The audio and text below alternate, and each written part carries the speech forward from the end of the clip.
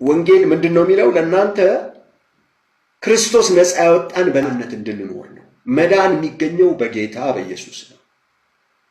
በክርስቶስ ኢየሱስ ሆኖ ደግሞ በመንፈስ ለሚመላለሱ ሮሜ 8 ኩነኔ የለባቸውም። ስለዚህ ቀጥሎ የሚያወራው በመንፈስ ተመላለሱ ነው። በሥጋ መመላለስ ውስጥ አትቆዩ። ስትቆዩ ነው የምትጨነቁት።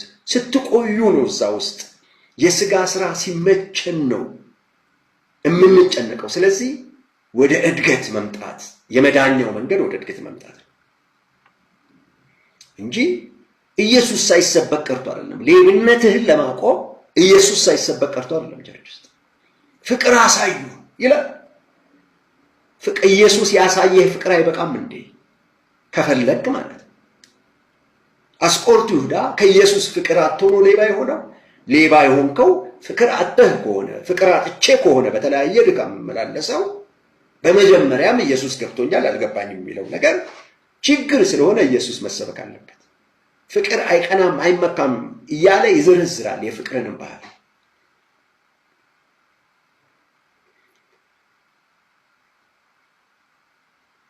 ስንት ስራ እኮ አለ ወገኖች የመንፈሳዊ ዓለም ላይ እኮ ሰው እኛ እኮ ሰው ጌታን ከተቀበለ በኋላ ወደ አገልግሎት እንዲሰማራ ነው የምናስበው። የቤተ ክርስቲያን መሪ እንዲሆን፣ ዲያቆን እንዲሆን። ኤፌሶን ምዕራፍ 5 ላይ ያሉትን ጥቅጥቅ ያለ የመዝሙር ሐሳብ የሚዘምር ዘማሪ፣ ሙሉ ዘማሪ፣ ስለሚዘምረው የሚያቅ፣ ስለሚናገረው ነገር የሚያቅ ሙሉ ሰው እኮ ለማዘጋጀት ነው ወደ እግዚአብሔር መንግሥት ፉል የማያሳፍር ሰራተኛ የሚባል ለማብቃት ነው የምንጥረው። ሙሽራ ጭፊቷ መጨማደድ የሌለባት ነውር የሌለባት እሷን ለመስራት ነው የምንታገለው።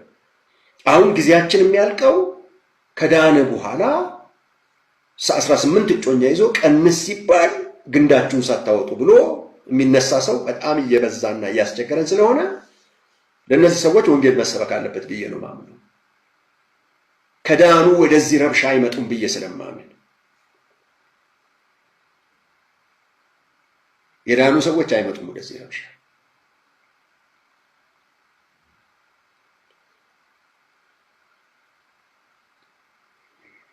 ቁጥር 16 እንግዲህ በመንፈስ ኑሩ ላለው የሥጋን ምኞት አትፈጽሙ። ይሄ ሙሉ ወንጌል ነው። ኢየሱስ ተሰብኮ በዛው ምዕራፍ ውስጥ ኢየሱስ እየተወራ ኢየሱስ ተወርቶ ሕግ ሁሉ በአንድ ቃል ይጠቃለላል። ይኸውም ባልንጀራህን እንደራስህ ውደድ የሚል ነው። ውደድ ባልንጀራህ። ከዛስ አይፈቀድልህም ነው። ኃጢአት ስትሰራ ስትገኝ አትመካ ነው። ጠቃሚ አይደለም፣ ጠቃሚ አይደለም።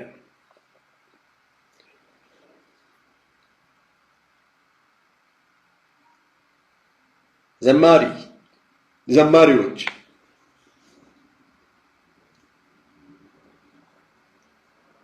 ሕይወታችን እድገት ማሳየት አለበት። እግዚአብሔር ቤት በቆየንበት ልክ ቃሉን ማንበላ ከሆነ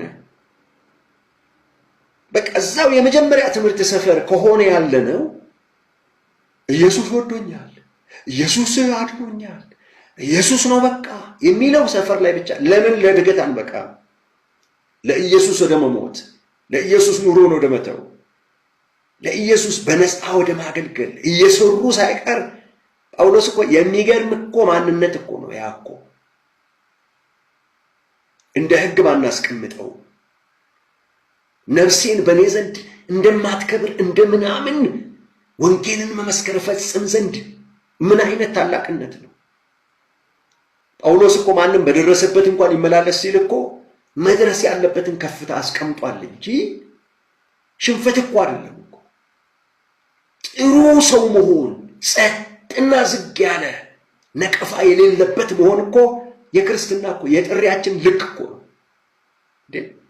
ሌባ ሆነን ስለዘመርንና ቪወርሳችን በሚሊዮኖች ስለሆነ እየዞርን ገንዘብ እየቃረምን እየዞርን ባልተናወጠ ማንነት ሆነን ኢየሱስን ነው ወሰብከው እኔ ብለን መመካታችን ኢየሱስን የሚያስደስተው መሰላችሁ እንዴ?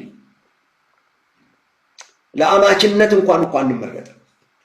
እኔ አልመርጥም ልጆች ስላሉ ወደፊት መንፈሳዊ ሕይወት እንኳን ይታያል እኮ። ሽምግልና ተቀምጬ ነበር በቅርብ ሰው መንፈሳዊ ነው ወይ ይባላል። እግዚአብሔርን ይወዳል ወይ? የተለወጠ ክርስቲያን ነው ወይ ይጠይቃል ሰው። ለአማችነት እንኳን እኮ ደረትን ብቻ ማስፋት ምን ያደርጋል? መንፈሳዊ ደረት ሰፋ ሰፋ ሲል ጥሩ ነው። ሰው በቤተ ክርስቲያን እውነትን ወደ መናገር፣ እውነትን ወደ መዘመር፣ ሁል ጊዜ በታች ሰፈር ከመቀመጥ ብቻ በተለወጠ ማንነት ሁል ጊዜ ነቅፈውኝ፣ ሰድበውኝ፣ አለቀበል ብለውኝ፣ እግዚአብሔር አለምን አዙሮኝ፣ ጫማ ገዝቶልኝ፣ ብራንድ ነው የምለብሰው። ብራንድ አሟሟት ለመሞት እውነትን ተናግሮ በእግዚአብሔር ፊት ዋጋ ትልቅ ማድረግ አይሻልም እንዴ? ቅጣት ቅጣት ነው ምናምን ብለህ ኃጢአት እኮ ስናደርግ ቅጣት ብቻ ሳይሆን እኮ እግዚአብሔርን እያሳዘንን ነው የምንራመደው። እንዴት ኃጢአት ይነግሳል? እንዴት ኃጢአት ግራውንድ ያገኛል ቤተ ክርስቲያን ውስጥ? ገና ለገና ሰዎች እንዴ ኢየሱስን የሚሰብኩ ሰዎች እንዴ ኳሊቲው ከፍተኛ ነው ወገኔ። ዕብሩና ግሪክ እንትን እያደረክ እንደው በጣም ድራማቲክ የሆነ ነገር መስራት እንደ ኢየሱስን መስበክ። የማያምኑ እንዲያምኑ መስበክ አለብህ። ቁጭ ቁጭ አድርገህ ሰው እንዲድን ኃይል ያለው ሰዎችን የሚለውጥ። ከዛ ውጭ እኛ ድራማ ሰልችቶናል። እግዚአብሔር ቤት ውስጥ ሕይወትን ፈቀቅ የማያደርግ ትምህርት ሰልችቶናል። መዳኔ ገርሞኛል ብሎ እየዘመረ ሕይወቱ የሚያስገርም የማይለወጥ ሰው ሰልችቶናል እግዚአብሔር ቤት ውስጥ። ይሄ የእግዚአብሔር ሕዝቦች ጩኸት ነው፣ ወደ ኢየሱስ ጆሮ ይገባል። በአመፃ የትም በመገኘት በልዩ ልዩ የሚገርም ስህተትና ውድቀት ውስጥ እየኖሩ ኢየሱስን ንገሩን፣ የወደደንን ንገሩን ለምትሉ ሰዎች የወደዳችሁ ኢየሱስ ተለወጡልኝ እያለ ነው። ስለ እኔ ንገሯቸው፣ መወደውን ንገሯቸው እያለ ነው። ከተወለዱ በኋላ ዳግመኛ ከተወለዱ በኋላ አቅተውኛል እያላችሁ ነው። ኢየሱስ ምንድን ነው ስለ እኔ የሚሰበክላችሁ እያለ ይጠይቃችኋል ጌታ ኢየሱስ ክርስቶስ። የቀድሞ ኃጢአታችሁንም ያረሳችሁ ሰዎች ቅድስና በተሰበከ ቁጥር የቀድሞ እየደበደባችሁ የቀድሞ እየመታችሁ ከሆነ የምትጨነቁት ንስሐ ነው መድኃኒቱ። የኢየሱስ ደም ከኃጢአት ያነጻል። አምናችሁ ተቀላቀሉ። የትግሉ ጎራ ከኃጢአት ጋር ደም እስከ ማፍሰስ ተቀላቀሉ።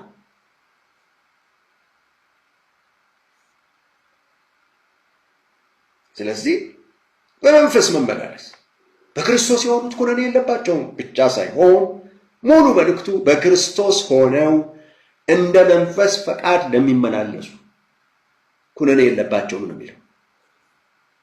የመጀመሪያው ኦሪጂናሉ ይታይ እንደዛ ይላል።